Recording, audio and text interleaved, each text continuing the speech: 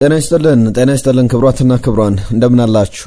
በኢትዮ አርሰናል ቻናል ላይ እንገኛለን። አርሰናልን የተመለከቱ አዳዲስ ያልተሰሙ ዝውውሮችን በዚህ ቆይታችን ላይ እናነሳለን። ከዛ ውጪ ግን ስለ አርሰን ቬንገር፣ ስለ ኢንቪዚብል ቡድን፣ ከዛ ተጨማሪም ስለ ሚኬል አርቴታ የሚነሱ ጉዳዮች አሉ። ቡካዮ ሳካን የተመለከተ ነጥብም እናነሳለን። የማርቲን ዙቢሜንዲ የጉዳት ዜናዎች፣ ሌሎችንም ዳቪድ ራያን የተመለከተ ጉዳይ፣ በእንግሊዝ ፕሪሚየር ሊግ ላይ መጨረሻ ጨዋታዎችን የተመለከቱ ጥቂት ነጥቦችን እያነሳን እንቆያለን። በቻላችሁት በያላችሁበት አብራችሁን ቆዩ። መልእክቶቻችሁን ጻፉልን። ይህ የእናንተ ቻናል ነው፣ እኛ ብቻ የምንናገርበት አይደለም። ስለዚህ ሐሳብ አስተያየቶቻችሁን እየጻፋችሁ እየተሳተፋችሁ አብራችሁን ቆዩ። ትናንትና ባነሳናቸው ጉዳዮች ላይ መልእክቶቻችሁ መተውልናል። እነዚህን ጉዳዮች ደግሞ መለስ ብለን እየተመለከተን ቆየት የምንል የሚሆነው የእንግሊዝ ፕሪሚየር ሊግ የዓመቱ ምርጥ ላይ ማን ይገባዋል የሚለው ጥያቄ ባለፉት ቀናት ሲያነጋግር ነበረ። ብሩኖ ፈርናንዴዝ፣ ዴክላን ራይስ፣ ዳቪድ ራያ፣ ጋብሪኤል ማጋሌሽ ማንም የሚገባው ትናንትና አንስተነዋል። ዛሬም በድጋሚ የሚነሳ የሚያነጋግር ጉዳይ ሆኗል። ብሩኖ ፈርናንዴዝ ግን ለዚህ ምስክርነቱን ሲሰጥ ተመልክተናል። ብሩኖ ፈርናንዴዝ ምንድነው ያለው? ከአርሰናል ጋር በተያያዘ አሁንም ቢሆን የዴክላን ራይስ አድናቂ እንደሆነ፣ ወደ ማንቸስተር ዩናይትድ መምጣት እንደነበረበት፣ በእርግጥ እኔ ዝውውሩን ለማጠናቀቅ ሙከራዎች እንደነበሩ ጥረቶች ሲደረጉ እንደነበረ አላስታውስም።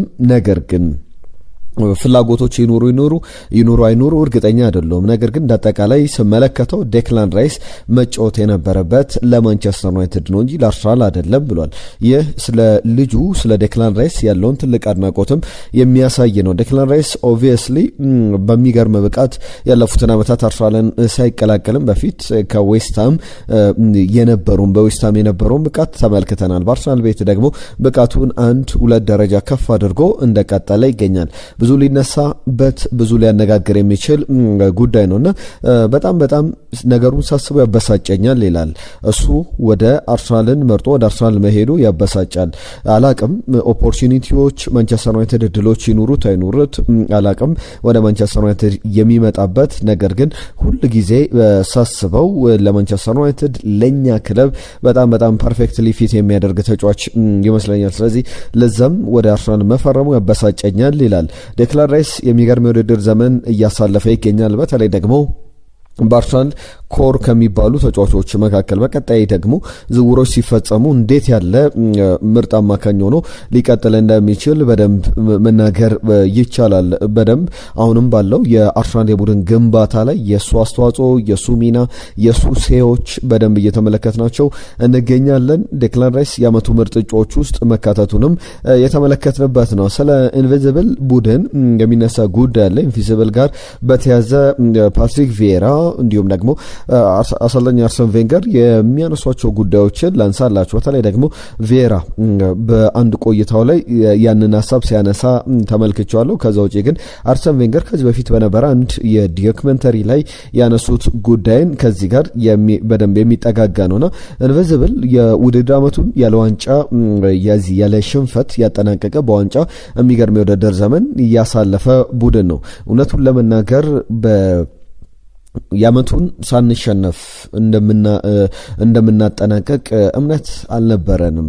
ብቸኛው እምነት የነበረው ሰው ቢኖር አርሰን ቬንገር ነው ይላል ቪዬራ ስለ ጉዳዩ ስለ ወቅቱ ሲናገርና እኛ ጥሩ እንደነበረን ፕሪሚየር ሊጉን ለማሸነፍ በቂ ብቃት እንደነበረን ብቁ እንደነበርንም ዊኖ ዌር ጉድ ኢነፍ ለፕሪሚየር ሊግ ዋንጫ ከበቂም በላይ እንደነበርን እናውቃለን። ነገር ግን ዋንጫውን ያለምንም ሽንፈት ለማሸነፍ እንደምንጓዝ አናውቅም ነበር የሚል አርሰን ቬንገር ነው ያንን አእምሯችን ውስጥ እየከተተው ኢንጀክት ያደረገው የሚል ሀሳቡን ሲያነሳ ተመልክቻለሁ። እንደዚህ አይነት ጉዳዮች ይነሳሉ። አርሰን ቬንገር በአንድ ዶክመንተሪ ላይ ከዚህ በፊት ስመለከተው የነበረ አንድ ዶክመንተሪ ላይ ስለ አርሰናል በሲዝኑ መጨረሻ ላይ መጀመሪያ ላይ ያነሳሁትን ነገር እነሱም ያስታወሱት ነበር ይላሉ አርሰን ቬንገር። ምንድነው በሲዝኑ መጨረሻ ላይ በሚያስገርም ሁኔታ በጣም ጫና ውስጥ ከተን ነበረ ብለው ተጫዋቾቹ ለአርሰን ቬንገር ይናገራሉ። ምክንያቱም ደግሞ እኛ ዋንጫው እንደምናሸንፍ እንጂ ሳንሸነፍ መብላት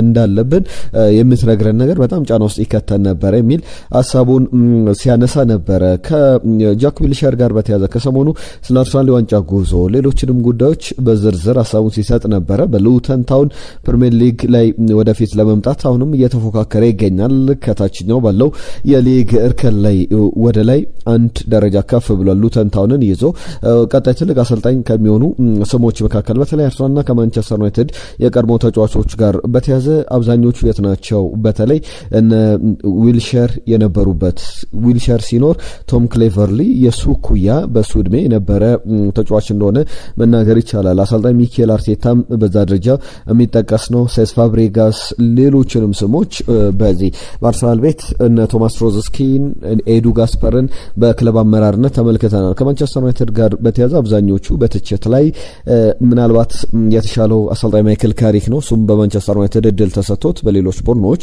ራሱን ገና ፕሩቭ እንዳላደረገ ይታወቃል ነው። ዊልሸር በሉተን ታውን ጥሩ ጊዜን እያሳለፈ ይገኛል። ያነሳቸው ጉዳዮች አሉ። ለአርሰናል የፕሪሚየር ሊግ ጉዞ በጣም ደስተኛ ነኝ። ብዙ ጠላቶች ያሉበት፣ ብዙ ጥላቻዎች ይሰነዘራሉ፣ ሀሳቦችም ይነሳሉ።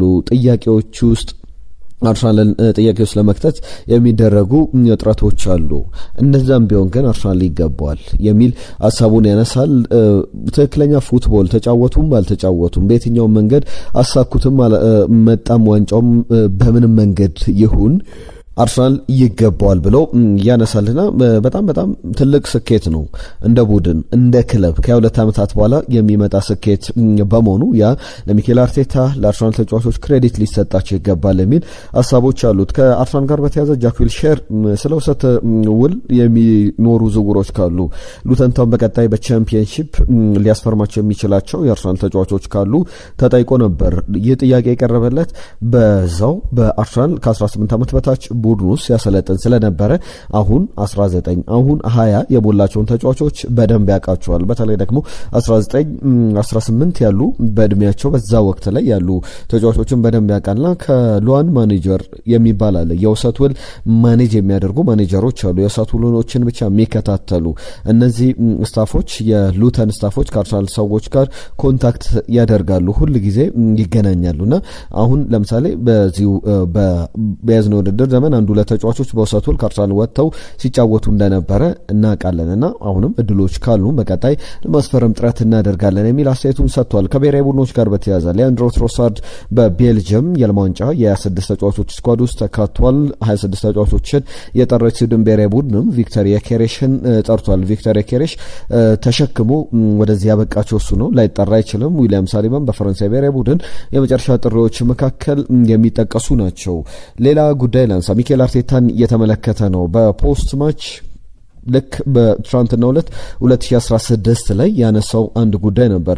አንድ ጨዋታ አደረገ ከጨዋታው መጠናቀቅ በኋላ እና ይህ መቼም የሚዘነጋ ቀን አይደለም፣ ሁሌም የማለመው አይነት ቀን ነውና መቼም በልሜ ይመስለኛል። በጣም ፈርቻለሁ ይህን ቀን በዚህ ደረጃ በመድረሴና ይህ ክለብ በጣም ትልቅ ክላስ ያለው ትልቅ ደረጃ ያለውና በዚህ አንዴ ተገኝቻለሁ፣ ሁሌም የምረሳው ክለብ የሚረሳም አይደለም የሚል አስተያየቱን ሲሰጥ በፖስት ማች ተመልክተ ነው ነበር። ያኔ 2016 ላይ ከ10 ዓመታት በፊት ልክ በዚህ ቀን ላይ ነበረ ከእግር ኳስ ተጫዋችነት ሪታየር ማድረጉን ይፋ ያደረገውና ሚኬል አርቴታ በዛን ጨዋታ ስንብት ከተደረገለት በኋላ አርሰን ቬንገር በሚመሩት ቡድን ውስጥ የተመለከትነው የመጨረሻ ዓመታት ቁልፍ ቢራውን ከተወጣ በኋላ የተመለከትነው ተጫዋች ነውና ብዙ ማንሳት ይቻላል። ከሚኬል አርቴታ ጋር በተያዘ ያ ማለት 10 ዓመታትን አስቆጥሯል። በፕሪሚየር ሊግ ከተጫወተ ሪታየር ካደረገ 10 ዓመት ሞልቶታል።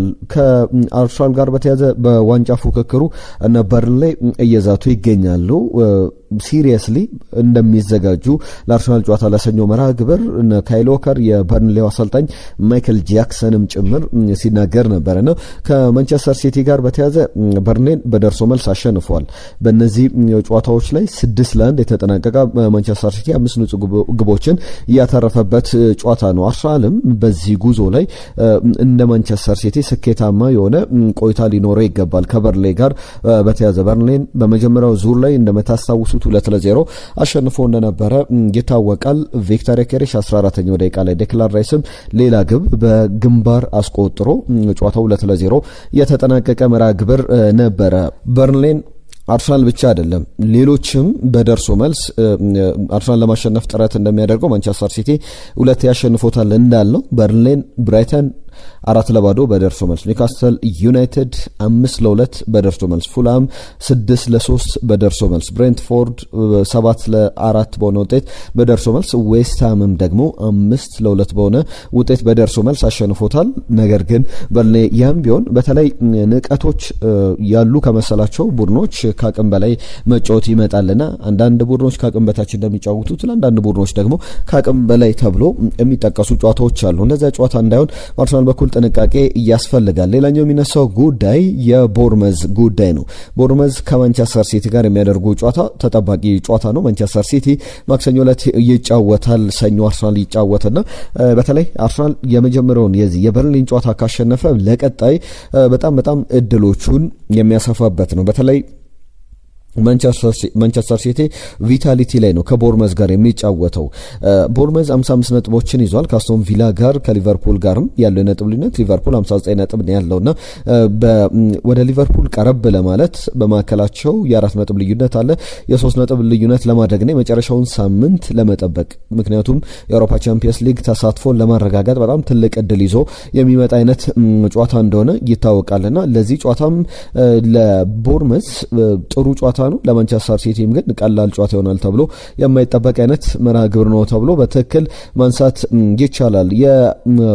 ጊቭሚ ስፖርት የዓመቱን ምርጥ የዓለማችን 10 ግብ ጠባቂዎች ይፋ አድርጓል። ከነዚህ ግብ ጠባቂዎች መካከል ዳቪድ ራያ የአርሰናሉ ግብ ጠባቂ የትኛው ደረጃ ላይ ይቀመጣል? ከባርሴሎናው ጃቪ ጋርሻ፣ ከሊቨርፑሉ አሊሰን፣ ከሲቲው ጂኤልጂ ዶናሩማ፣ ከኤሲ ሚላኑ ማይክ ሚኞን፣ ባየርኑ ማኑኤል ኖየር እንዲሁም ደግሞ ያን ሶመር የኢንተር ሚላኑ ግብ ጠባቂ ከአርጀንቲናዊውና አስቶን ቪላው ግብ ጠባቂ ኤሚሊያኖ ማርቲኔዝ እንዲሁም ደግሞ ከቲቦ ኮርቷ ጋር ሲነጻጸር የትኛው ደረጃ ላይ ታስቀምጡታላችሁ? የዓመቱ ምርጥ መባል ይገባዋል እያላችሁ ሀሳባችሁን ስታነሱልን ነበረ። ትናንትናም የመጡልን መልእክቶች አሉ በዚህ ጉዳይ ላይ። ለምሳሌ ካሳይ ተካ በትክክል ዳቪድ ራያ የእንግሊዝ ፕሪሚየር ሊግ የዓመቱ ምርጥ መባል ይገባዋል የሚል መልእክቱን ልኮልናል። ምረታብ ተመስገን ኦዴጋርድ በክረምቱ አርሰናልን የሚለቅ ይመስለኛል ብለዋል። ቬንገር ቤተሰሪ ስለነበር እንጂ ብዙ ዋንጫዎችን ማምጣት ይችል ነበር፣ ለአርሰናል መሰረት ጥሏል። ከዚህ በኋላ አርሰናል በከባድ ቡድንን ይገነባል፣ ጥሩ ገቢም እያገኘ ስለሆነ የሚል እምነቱን ልኮልናል። ከምረታብ ተመስገን ጋር በተያዘ ጀማል ፕሮፌሰሩ አርሰን ቬንገር የአርቴታን ቡድን ቢይዙማ ያለምንም ጭንቀት በሰፊ ልዩነት ዋንጫውን ያነሱ ነበር። አሁን ሁሉም አልፏል፣ ወደፊት መጓዝ ብቻ። ተስፋ እናደርጋለን የያዝነው ውድድር ዘመን በጥሩ እንደሚጠናቀቅ ብሎናል። ተውፊቅ ዮኬሬ ሰላም ቤተሰቦች፣ ለኔ የዓመቱ ምርጥ አሰልጣኝ ሚካኤል አርቴታ ነው። ከተጫዋቾች ደግሞ ዳቪድ ራያ የክብር ይገባዋል። እንደዚህ ካልሆነ ግን ልክ አይመስለኝም ነገሩ በሙሉ የሚል ሀሳቡ ልኮልናል። ጀማል አህመድ በጣም እናመሰግናለን ስለ ጻፍክልን መልእክት። የማቲያስ ፈርናንዴዝ ዝውውር ልቤን አንጠልጥሎታል፣ እንዲሳካም ምኞቴ ነው ብሏል። ወደ በኋላ ላይም በዝውውሮች ላይ ዳግም እናነሷለን ይህንን ጉዳይ። ከየነው ሙላለም ጋር በተያዘ የመጣልን መልእክት አለ። አርሰናል ምን ነው የላሚን ካማራን ጉዳይ ከምን አደረሰው ዝም አለ እንዴ የሚል መልእክቱ ልኮልናል።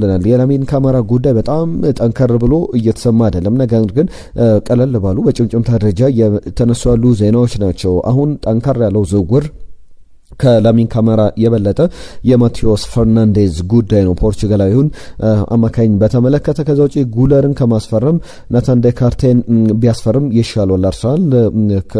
ከዛ ተጨማሪም ኩሊባሊን ቢያስፈርምም ትክክለኛው የማጋሌሽ ተተኪ ሊሆን ይችላል ብሏል። ራሞን ሳሊባ ተተኪ ሊሆን የሚችል ተጫዋች ነው። በተለይ ትልቅ ዝውውር ዋጋ አርሰናል የክንፍም ሆነ የ9 ቁጥር ተጫዋችን ማምጣት ያስባል ብዬ ያስፈርማል ብዬ አላስብም የሚል ነገር አንስቶልናል። በጣም ዘርዘር ያሉ ነጥቦችን ያነሳልን አየነው ሙላለም ከልብ እናመሰግናለን ስለ ጻፍክልን መልእክት። ትናንትና ከአርሰናል ቡድን ጋር በተያዘ ቡካዮ ሳካ፣ ዊሊያም ሳሊባ፣ ማርቲን ኦዴጋርድ በዋናው ቡድን ልምድ ላይ አልተሳተፉም ተብሏል። መጠነኛ ስጋቶች እንዳሉበት የሚያሳይ ነው። ነገር ግን ለሰኞ ጨዋታ ያለምንም ጥርጥር የጥንቃቄም ረፍትም እንዲያገኙ ተደርጎ የተወሰነ ውሳኔ እንዳለ የሚያሳዩ ዘገባዎች አሉ። ቡካዮ ሳካ፣ ዊሊያም ሳሊባና ማርቲን ኦዴጋርድ ናቸው ከቡድኑ ስብስብ ውጭ የሆኑት። ያነሳውትን የዳቪድ ራያን ጉዳይ ላጠናቅቀው።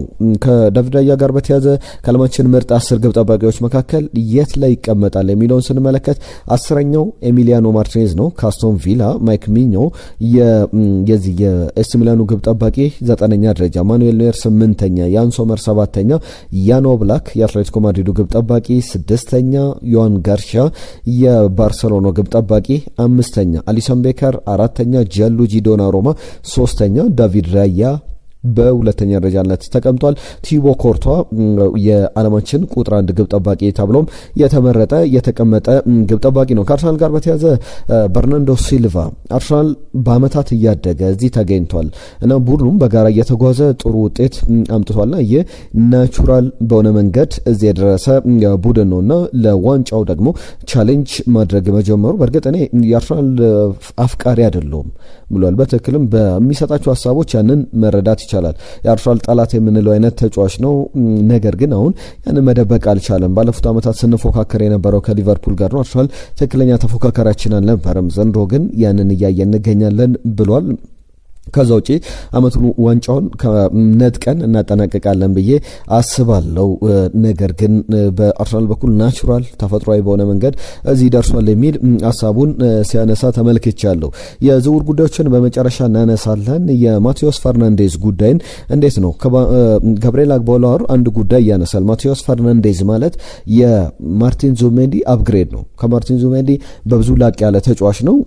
ለምሳሌ ቡካዮ ሳካና ሌላ አንድ የመስመር አጥቂ ኤታን ኖነሪን ብታነጻጽሩ ቡካዮ ሳካ የኤታን ኖነሪ አፕግሬድ ሌቭል ነው። አንድ ደረጃ ከፍ ያለ ተጫዋች ነውና ያንን በተመለከተም እሱም የሰጠው አስተያየት ከዚሁ ጋር በቀጥታ የሚገናኘው አፕግሬድ ያደረገ ከሱ የተሻለ ተጫዋች እንደሆነ በደንብ ማሳየት ይቻላል የሚል ሀሳቡን ሲያነሳ ነበረ። ዝውውሮች ላይ የማቲያስ ፈርናንዴዝ ጉዳይ ዛሬም በብዙሃን መገናኛዎች እየተነሱ ይገኛሉ። ዘ ታይምስ ሌሎችም አርሰናል ክርስቲያን ኖርጋርድን ሸጦ ማቲያስ ፈርናንዴዝን የፖርቹጋላዊውን አንድ አመት ተጫዋች ማስፈረም ይፈልጋልና እስከ 80 ሚሊዮን ዩሮ ድረስ የሚጠየቅበት 84 ሚሊዮን ዩሮ ድረስ የሚጠየቅበት ተጫዋች ሊሆን ይችላል የሚሉ ዘገባዎች ቢወጡም በምን ያክል ደረጃ አርሰናል እድሎች አሉት የሚጠበቅ ጉዳይ ነው። የቪክተር ፍሮትሆልድ አርሰናል ሁለት የዚህ አማካኝ ስፍራ ተጫዋቾችን በተለይ ሁለቱም ዴንማርካውያን ናቸው። እናንሳቸው እስቲ። ሁለቱንም ለማስፈረም ፍላጎት አለው አንድሪያ ቤርታ በሁለቱም በኩል በተለይ አንደኛው የአርሰናል ታቱ ያለበት የአርሰናል የልብ ደጋፊ ቤተሰቦቹም በዛ መንገድ ያለፉ ናቸው። የመጀመሪያውን የፖርቶን አማካኝ ቪክተር ፍሮትሆልድን እናንሳ። እንደዛ ሰን ዘገባ ከሆነ የአመቱ ዴንማርካዊ ተጫዋች 85 ሚሊዮን ዩሮ የውል ማፍረሻው ነው፣ ሪሊዝ ክሎዙ ነው። ነገር ግን አርሰናል ከዛ አነስ ባለ ክፍያ እስከ 52 ሚሊዮን ፓውንድ ወይም 60 ሚሊዮን ዩሮ አካባቢ ሊያስፈርሙ ይችላል። 6 ግቦች አሉት፣ 5 አሲስቶች፣ 33 የሊግ ጨዋታዎችን ለፖርቶ አድርጓል። ፖርቶ ከዓመታት በኋላ የፕሪሜራ ሊጋውን የፖርቹጋል ሲያሸንፍ ያለዚህ ተጫዋች የሚሆን አይደለም ወይም በጣም ስኬታማ ጊዜን አሳልፏል። ጥሩ የአማካኝ ስፍራ ከሶስቱ አማካዮች አንዱ ሆኖ መጫወት የሚችል አቅም ያለው ተጫዋች ነው በሚል ምስክርነት እየተሰጠለት ይገኛልና ከተጫዋቹ ጋር በተያዘ ብዙ ነጥቦች እየተነሱ ይገኛሉ። ሌላኛው ዴንማርካዊ የአርሰናል ታቱ ያለበት የትናንትና በትንሽ በመጠኑ ቢሆን ስናነሳው ነበር የሞርተን ሄልሙን ጉዳይ ነው። ሞርተን ሄልሙንን ለማስፈረም አንድሪያ ቤርታ ከክለቡ ከስፖርቲንግ ሊዝበን ሰዎች ጋር ንግግር ጀምረዋል። በስፖርቲንግ ሊዝበን 80 ሚሊዮን ዩሮ የውል ማፍረሻው ነው። ነገር ግን 40 አሊያም 50 ሚሊዮን ዩሮ ቢከፈልበት በዚህ ወቅት ላይ ክለቡ ሊለቀው የሚችል አይነት ተጫዋች ነው። ጥሩ የስኳር ተጫዋች ይሆናል ተብሎ ይጠበቃል። የዳኒሻዊ ተጫዋች ቀደም እንዳልኩት እንደ ቪክተርም በጣም የሚፈለግ አይነት ጥሩ አቅም አለው። ሴንትራል ሚድፊልደር ሆኖ አማካኝ ስፍራ ላይ ያንን ኤሪያ በደንብ መቆጣጠር በደንብ መብለጥ የሚችል አይነት ተጫዋች ነው። ሌሎች ሁለት ዝውውሮችም ይነሳሉ ከአርሰናል ጋር በተያዘ የዳንኤል ሰቨንሰን ጉዳይ ዶርትመንዱ የራይት ባክ በሌፍት ባክ በተለይ በዋነኝነት በሌፍት ባክ የሚጫወት ተጫዋች ነው። ሌሎችም ሊቨርፑል፣ ማንቸስተር ዩናይትድ ፍላጎቶች እንዳላቸው ይታወቃል። 35 ሚሊዮን ፓውንድ የተገመተ የ4 አመት ተጫዋች ነውና ፖቴንሻሊ በአርሰናል በኩል ሉዊስ ስኬሊ አርሰናልን የሚለቅ ከሆነ ማንቸስተር ዩናይትድ የተጫዋቹ በጥብቅ ጠያቂ ሆኗል። በተለይ ሉዊስ ስኬሊ ሊለቅ የሚችልበት መንገዶች አሉ። ነገር ግን አርሰናል ትልቅ ገንዘብ ጠይቆ ሊሸጠው የሚችል አይነት ተጫዋች ነውና የዚህ የዳንኤል ሰቨንሰን ጉዳይ ይነሳል። የቭላሆቪች ጉዳይ ዱሳን ቭላሆቪች ሚኬል አርቴታ ወደ አርሰናል ሲመጣ የመጀመሪያ ፍላጎት ካሳየባቸው ተጫዋቾች መካከል አንዱ ነው። ቭላሆቪች ግን በዛው በጣሊያን መቆየት መርጦ ዩቬንቱስን ቀጥሎ ነበረና ይህ ሰርቢያዊ ተጫዋች አሁን ከጁላይ 1 ጀምሮ ኤክስፓየር ያደርጋል ኮንትራቱ። አርሰናል ደግሞ አሁን መነጋገር ይችላል በነጻ ዝውውር ወደ አርሰናል ሊመጣ የሆነ አይነት ካሽ አርሰናል የትራንስፈር ፊ ስለማይኖረው የዝውውር ክፍያ ስለማይኖረው ተጫዋቹን በደንብ ሊያገኝ የሚችልበት እድል እድል አለ የሚሉ ሀሳቦች በስፋት ከዚህ ተጫዋች ጋር በተያያዘ እየተነሱ ይገኛሉ። ቭላሆቪች ኳሊቲዎቹ አሉት፣ ቪክተር ዮኬሬሽም በአርሰናል ቤት አለ። ስለዚህ እነዚህን ለተጫዋቾች እያፈራረቁ መጠቀም የሚችልበት አርሰናል በተለይ መጠነኛ ጉዳቶች ያስቸግሩታል። በዛ ላይ ደግሞ በአንዳንድ ደረጃ በትልቅ ክለቦች መጫወት የሚያስችል አቅም እንዳለው እሱ የአርሰናል ፍላጎት ብቻ አይደለም። ኤስ ሚላን ሌሎችም እነ ባርሰሎናም ጭምር ይፈልጉታል። አንደኛ በነጻ ዝውውር የሚገኝ ተጫዋች ነው። በጣም ፊኒሸርስ የሚባል ጥሩ ጨራሽ የሚባል አጥቂ ነው። ነገር ግን አርሰናል ይህንን ዝውውር ለማጠናቀቅ በደንብ በርቀት እየተጓዘበት የሚገኝ ዝውውር ነው። ለሁሉም የተወደዳችሁ ስፖርታዊ ጉዳዮቻችን እነዚህን ይመስሉ ነበር። በኢትዮ አርሰናል ቻናል ላይ እነዚህን ጉዳዮች ያነሳን። ሀሳብ አስተያየት መልእክቶቻችሁን እንቀበላለን። ባነሳናቸው ጉዳዮች ላይ ላኩልን ሀሳብ አስተያየቶቻችሁን። የተለያዩ ጉዳዮችን አንስተናል። ነገም በአዳዲስ ጉዳዮች እንመለሳለን። ጤና ይስጥልን።